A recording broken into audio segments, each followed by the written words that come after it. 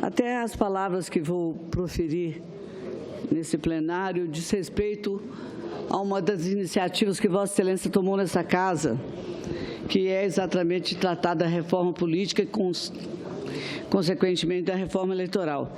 E este é um momento de uma necessária evolução, viu, senhor presidente, do sistema político. Estamos em uma época em que as informações são transmitidas com extrema velocidade. Há maior interesse pelas atividades legislativas e também, infelizmente, cobrança dos eleitores por todas as ações, cobrança de resultados verdadeiros sobre todas as propostas em que nelas acreditaram e ajudaram a fundamentar. As pessoas, senhor presidente, estão mais vigilantes sobre seus representantes. Haja visto o resultado das eleições, não só no meu estado, mas o resultado das eleições no Brasil inteiro.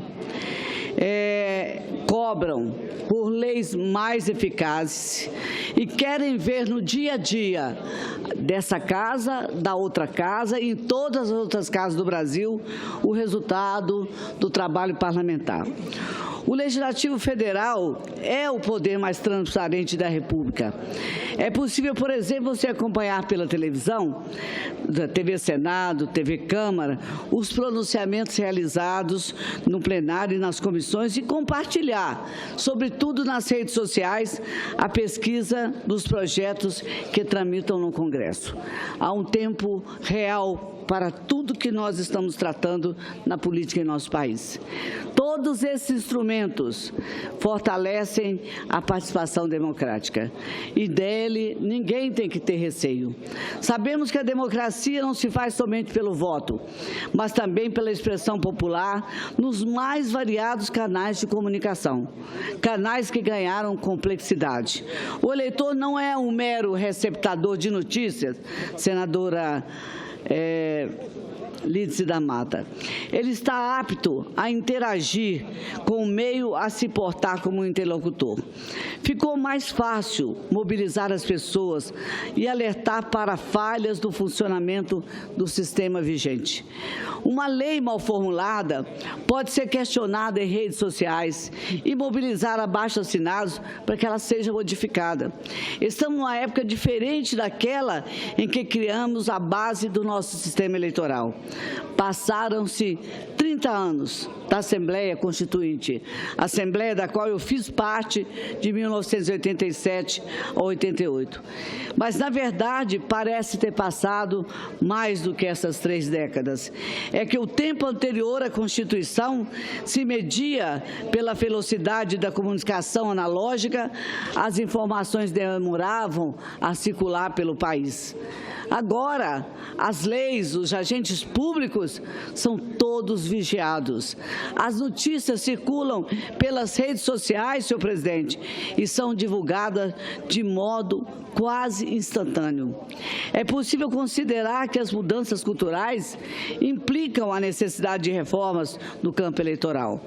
A sociedade informada sobre o papel de seus representantes tende a cobrar deles o cumprimento de suas funções políticas em grau mais alto cada dia e cada hora. Tem sido assim desde a promulgação do texto constitucional que nós fizemos parte, senhor presidente, no final da década de 80.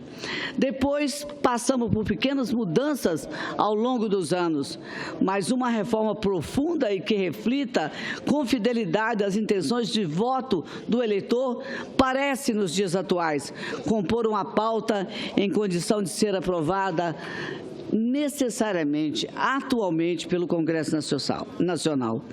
A Constituição e as mudanças das leis eleitorais, cada uma à sua época, tenderam ao alinhamento com as expressões da vontade popular. Foram criados mecanismos inovadores e que impactaram a relação entre eleitores e representantes. Contudo, senhor presidente, passaram-se os anos e os mecanismos perderam a sua atualidade.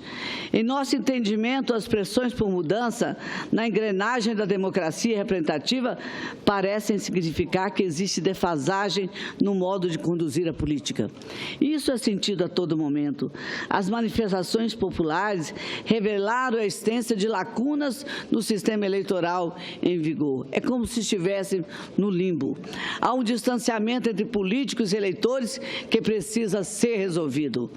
E, a meu ver, senhor presidente, a proposta da emenda à Constituição número 36 de 2016 pode mitigar a distância entre representante e representado. Essa proposição tem importância simbólica e também no campo real. No dia 13 de setembro, a PEC 36 de 2016 foi aprovada pela Comissão de Constituição e Justiça do Senado e as medidas nela inseridas para reduzir o número de partidos do Congresso Nacional estão aptas a serem votadas e tornarem-se regras constitucionais. A proposta dispõe que só terão direito ao chamado funcionamento parlamentar as siglas políticas que, a partir de 2018, obtiverem um mínimo de 2% dos votos válidos em pelo menos 14 unidades da federação. E a partir das eleições de 2022, o percentual será de 3% dos votos válidos. Não quer dizer que estejamos ou esteja o autor dessa proposta a destruir um dos grandes instrumentos da democracia, que é a organização partidária. Ao contrário, o povo se confunde no emaranhado de siglas espalhados pelo Brasil e muitas das quais servem apenas para se contornar os artifícios que se montam em períodos eleitorais. O chamado funcionamento parlamentar compreende a participação nos recursos do fundo partidário, o acesso gratuito à rádio e televisão e o uso da estrutura funcional oferecida pelas casas legislativas. Portanto, os partidos, senhor presidente, que não alcançarem os níveis mínimos de votação não terão direito a fundo partidário nem a tempo de TV e rádio. O impacto dessa cláusula de desempenho não seria pequeno. Estima-se que 10 dos 28 partidos da Câmara dos Deputados poderiam perder ao direito do chamado funcionamento parlamentar.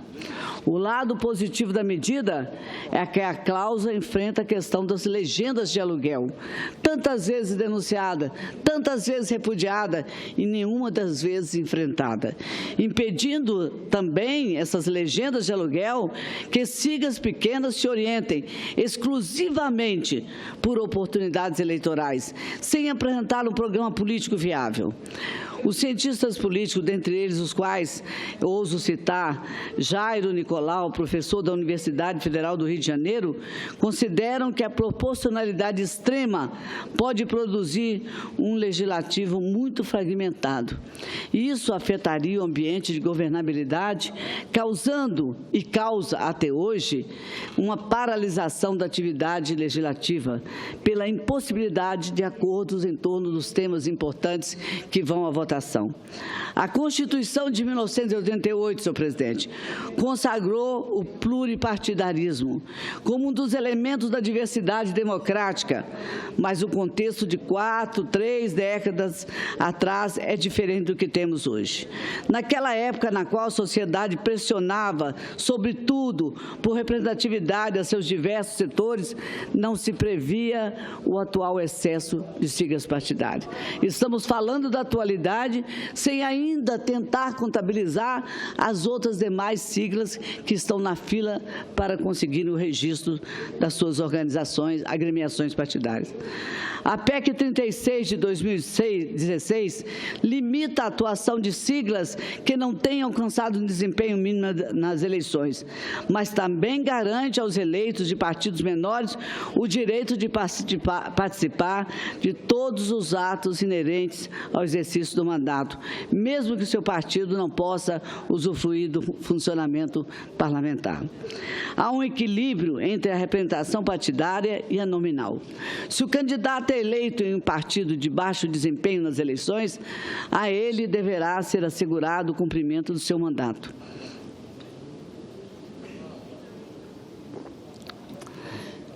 O funcionamento parlamentar, por seu turno, é direito do partido, não do indivíduo, razão pela qual não será garantido ao eleito por um partido de baixo desempenho nas urnas, nem o tempo de TV, nem o fundo partidário. Senhoras e senhores senadores, senhor presidente, em nosso entendimento, entre os projetos mais relevantes a serem votados no Congresso Nacional está a reforma política, com todas as suas implicações, com todas as suas consequências. No âmbito dessa reforma, costumo reivindicar especial atenção ao sistema de eleição proporcional. Nós passamos por ajuste nas últimas corridas eleitorais, mas estamos distantes do modelo ideal. A PEC 36 de 2016 não encerra o esforço para que um dia nós possamos efetivamente alcançar uma reestruturação do sistema político em direção a votações mais justas e mais representativas. Na verdade, a PEC é só o começo de um conjunto de medidas que pretende extinguir as distorções anacrônicas do sistema. Presenciamos vários episódios de candidatos que beneficiaram seus colegas de legenda porque tiveram uma votação expressiva e levaram à eleição candidatos com pouquíssimos votos. Essa distorção não faz sentido em um ambiente de 35 partidos em que boa parte das siglas, senhor presidente, partidárias, parecem totalmente desconectadas de qualquer ideologia. Trata de duas faces da mesma moeda. Quanto mais força se atribui aos candidatos, menor expressão tem o partido. E o contrário também pode ocorrer. Se a legislação eleitoral confere maior importância aos partidos, o voto nominal passa a ficar totalmente desidratado. A meu ver, o trajeto a ser percorrido é o do equilíbrio entre o voto no partido e o voto no candidato. Por isso, vejo com otimismo a cláusula de desempenho da PEC 36. Ela limita o número de partidos, mas não prejudica o candidato eleito a cumprir seu mandato. Chegamos a um patamar em que dificilmente o eleitor sabe nomear os partidos políticos em atividade no país. E é muito comum se perguntar em que partido estava o candidato que votou e ele não saber. A maioria absoluta não sabe. Ainda mais improvável, senhor presidente, é que o eleitor saiba a ideologia difundida por cada uma dessas legendas, ou a sua legenda na qual depositou seu voto. A fragmentação partidária reduz a governabilidade, dificulta os acordos políticos e se torna um obstáculo à democracia. No outro extremo, a votação exclusivamente no candidato esvazia a ideologia dos partidos e a representação dos diversos setores da sociedade. Ao finalizar aqui a minha fala, a minha reflexão, senhor presidente, eu quero solicitar aos senadores e senadoras desta casa que façamos as reformas que o Brasil precisa. Dessa vez, definitivamente, comprometidamente, com seriedade. O Brasil precisa, independentemente do partido a que pertençamos, nós precisamos desta reforma política. Atravessamos um período, senhor presidente, em que o país precisa sair da UTI. E o esforço conjunto será determinante para realizarmos essa tarefa com sucesso. Não temos o direito de errar, de procrastinar, nem podemos ficar falando em reformas ao longo de décadas e não operarmos essas reformas. E ou fazermos reformas, mini-reformas, dentro dessa casa, de acordo com a conveniência política do momento. Não podemos demorar, porque o brasileiro tem pressa para conhecer a solução de nossos problemas econômicos, sociais e políticos. E dessa saída para todos esses aspectos aqui abordados depende de uma boa estrutura política. Eu mencionei há pouco que o cenário político nacional é recheado por 35 siglas partidárias, mas não há uma só delas que carregue em seu programa político a negação do progresso do país. não há uma ideologia partidária cuja essência seja prejudicar o país, o que não é correspondente, inclusive, aos votos que são aqui nessa casa proferidos. Os eleitores estão atentos. O que fazemos no Congresso exige de nós o avanço das reformas estruturantes. E eles não se sentem representados pela classe política. Mas não podemos mudar, a percepção que se generalizou de que parlamentares não desempenham suas funções com eficiência, porque é isso que passa para a sociedade. Nós podemos fazer as reformas para nos estruturarmos politicamente adequadamente para que isso possa acontecer de fato e de direito. A classe política precisa aprender a cortar na carne dos seus interesses imediatos, das suas conveniências de aliança, das suas conveniências eleitorais para oferecer algo maior ao país. A partir da diminuição, senhor presidente, de número de partidos e do enfrentamento das questões eleitorais, poderemos restabelecer os mecanismos coerentes com o presidencialismo de colisão que até agora tem apregoado pelo governo atual, nosso governo, e governos anteriores. Presidencialismo de colisão. O que nós podemos definir sobre isso? A soma das forças para que nós possamos aí oferecer ao país uma administração executiva coerente com seus programas, com suas metas e com as prioridades do povo brasileiro. Nós vamos fortalecer, de fato, restringindo os partidos, fazer uma reforma política, fortalecer o vínculo entre políticos e eleitores. Era o que eu tinha a dizer, senhor presidente, na esperança renovada de que nós possamos, enfim, de fato, ainda esse ano, votarmos uma reforma eleitoral. Me lembro a última vez que falamos desse assunto no plenário, que se abriu uma janela, porque era, no momento, a conveniência da base, da maioria que aqui estava, de uma base política que falava sobre a reforma. Mas quero dizer que agora o Brasil não quer mais esperar por nada. Não quer esperar que haja um milagre nessa casa para se fazer transformações econômicas, temos que votá-las. Não quer esperar mais que a gente possa pensar como é o futuro da educação. Temos que fazer as mudanças agora. Não quer esperar mais que nenhum ministro venha dizer como é que se resolve o problema da saúde. Temos que fazê-las agora. E também temos que fazê-la para oferecer uma política digna. Isso não é restringir o direito de ninguém, a capacidade de organização, o direito do voto. Nós queremos que exista coalizão de voto entre eleitor, coalizão política entre o eleitor e os políticos que hoje passam por alguns vexames diante da população brasileira. É o que eu tinha a dizer, agradeço a Vossa Excelência mais uma vez pela sua solidariedade, pelo tempo que me destinou.